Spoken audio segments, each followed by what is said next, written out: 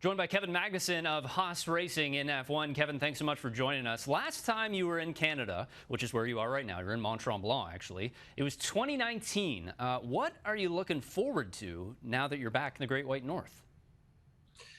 Yeah, I mean, Canada is always a great place to visit, and the race is also usually a great one. The track is awesome to drive, so it's an enjoyable race, and more than anything, another chance for us to do well and hopefully score some points. Speaking of, we were talking about coming back to Canada. You've now come back to Haas this year, and I understand that you were originally prepared for another year outside of F1. What was it like to get the call to return back to Haas?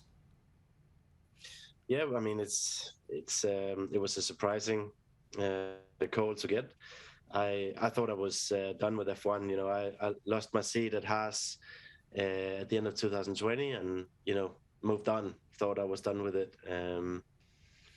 But F1 is the biggest form of motorsport, and if you get a chance to come back, a race in F1, then as a race, any racing driver would take it. So it's a great luck that I got this opportunity, and I'm very grateful. It was a fantastic start to the year for you with a P5. A few hiccups since then, including engine failures, and it's what everybody in the F1 community seems to be talking about right now, porpoising. How has that affected you in particular, or has it affected you? Yeah, especially in the beginning of the year, it affected us a little bit, but then we made some changes, made some adjustments, and definitely helped a lot. But it's still, these cars are a lot less smooth to drive. They're very stiff in the suspension, and they're very low to the ground, so you're hitting the tarmac with the car a lot. So they are tougher to drive than the previous generation of cars, but they're great fun still, and still super fast. So yeah, I'm loving it. What are you expecting this weekend from the Canadian track? Do you remember it super well, or will you need a refresher?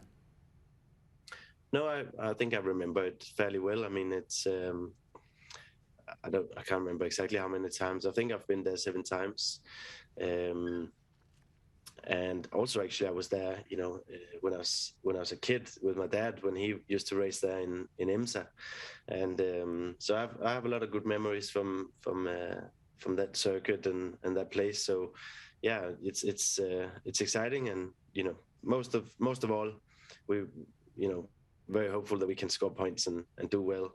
We've had a little bit of a tough few races lately, and we want to turn that around and get some points. There's something that everyone is talking about in the F1 community still, and that is Drive to Survive. And I was just talking with your team principal, Gunther Steiner, and he obviously has become quite the star in Drive to Survive. Now that you have returned, how noticeable are the DTS cameras? Have you paid attention to them? What's that been like? I mean, you don't notice the cameras really. I think the biggest change that I've seen is probably how big a star Gunther has become. It's unbelievable how he's like the biggest, probably the most well-known person in the whole paddock now. So that's great fun, and I think he loves it. So that's good fun, and I think Netflix has been great for F1. I can see how many new people it's sort of caught the attention of the sport. So it's been usually positive, and I haven't really watched it because I feel like it's strange watching something where you're in it. So I've watched a little bit of it, and I think it's good. But mainly the feedback that I get from people I talk to, then they all love it. Gunther says that he does not watch it back. Do you think that he prepares any lines that he's going to say, or is he just an off-the-cuff type of dude? Yeah, he's an off-the-cuff type of dude. He's very much what you see is what you get. So what you see on Netflix is pretty much Gunther. But Netflix obviously take out all the you know, they clip it all together, so it's all more dramatic when you watch the Netflix than it probably is in real life. But you know, Gunther is a pretty straightforward guy, and definitely what you see on Netflix is more or less what you get in real life. We're looking forward to next season for Drive to Survive already. Looking forward to the end of this F1 season. Also looking forward to the World Cup later this year in Qatar. The World Cup for Danish football should be nice. You're sitting in Group D. Meanwhile, not sure if you know this, over in Group F is Canada. First World Cup in over 30 years.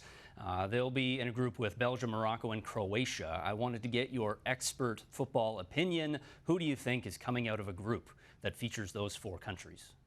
I'd have to say Belgium and Croatia probably, but I'm rooting for Canada for sure. I really appreciate your honesty, because I think that there are even a lot of people in Canada who are thinking the same thing. We really appreciate your time, Kevin. Thanks so much for doing this, and good luck at the Canadian Grand Prix. Thank you.